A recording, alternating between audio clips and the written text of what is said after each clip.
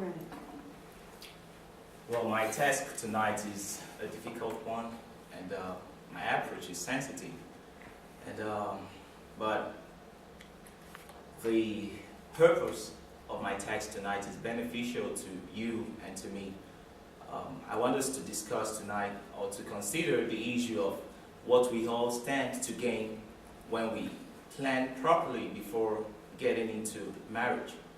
And when I say that, I begin to think of the fact that almost everyone believes they have the greatest ideas about marriage. So that's why I said my task was going to be very difficult, because most of what I might say might challenge your opinion, and nobody wants anyone to talk to them about this is how you should plan your marriage or that. But I still want us to consider the fact that most of the problems, or some of the problems we face as individuals, as a society, stems from some of the deficiencies in our marriages, especially when we fail to plan. Before we go further, let's take a look at these pictures. This is a rubber. This is a site that most of us, consciously or unconsciously every day, we have at the back of our mind. So you think, I'm going to get ADT, I'm going to look at my back when I'm locking the car and all that. Grumpy co-workers is something we come across every day, and we hate to have grumpy co-workers. And it could get bad at times at work. You could have something like this, yeah. And we could also have irresponsible security officials. This is a cop who lied against someone. He wrote up saying that that person did something bad, and the person was sent to jail, but it was later found out that he falsified records. So these are the people we look up to trust, and also we have bad leaders who mess up the society and kill people and all that. Now, what's the connection between marriage and this kind of people? These people are products of their families. There's some inadequacies in the families that makes these people become the kind of people that they are.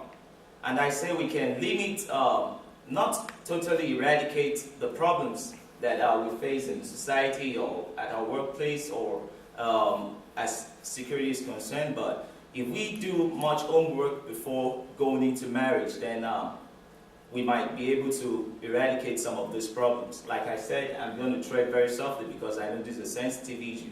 And from the research I gathered from the survey, I believe almost everyone in this room has some knowledge about what I'm talking about, but we'll still go into facts. Now, this is a very important point in every relationship. That is, this is a courtship section, portion of relationship. This is a time we need to do a lot of calculations, a lot of reasoning.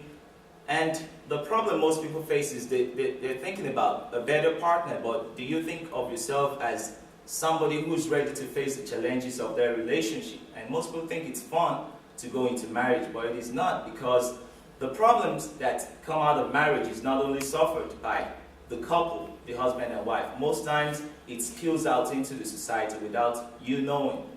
What are some of the things we need to consider when planning our marriage? There are things we know, but we'll look at. We need to consider if we're psychologically ready and ready for the sacrifice. Like, marriage is a sacrifice. Marriage is like giving up your freedom. Not really freedom in that sense, but now you get to be monitored, and you also monitor somebody. And when a child comes in, it's even much more responsibility, because you have to sacrifice some things. Like the speaker who talked about television says, children learn from what they see their parents doing.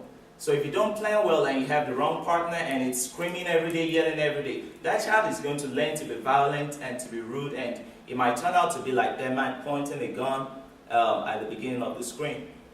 Like Bryce Peter D., an American novelist in Edith, said, the value of marriage is not that adults produce children, but that children produce adults. Like, we have people going into marriage earlier these days.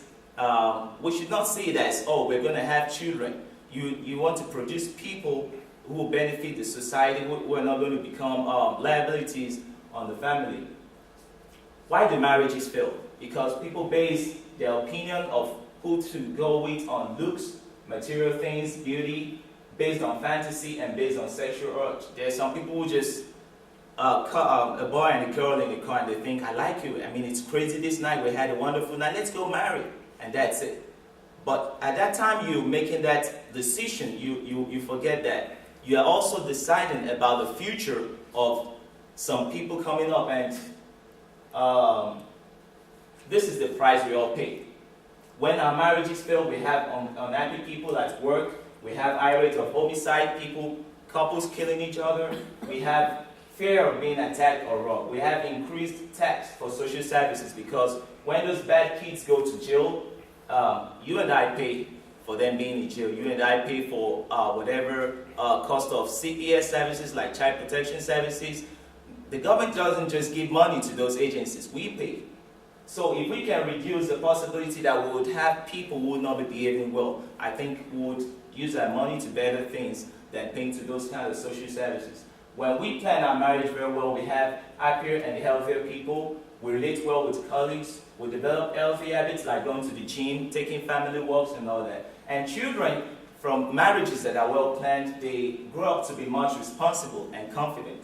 And children avoid bad groups and turn to be upstanding citizens. Also, there's decreased need for social services, there's a safer society, and there's high rates of home ownership. These facts I pulled from Joe Bean, who is the founder of Family Dynamics and Institute. So at this point, even if you are already in a marriage, or at this point in your marriage, I think it is better we consider planning. Planning. We need to plan. If we want to grow to be happy people, if we don't want to always watch over your shoulder to look if someone else's child that wasn't trained well or that learned to be violent from the family would point a gun at you, we need to do some planning before we get into marriage. Thank you for your time.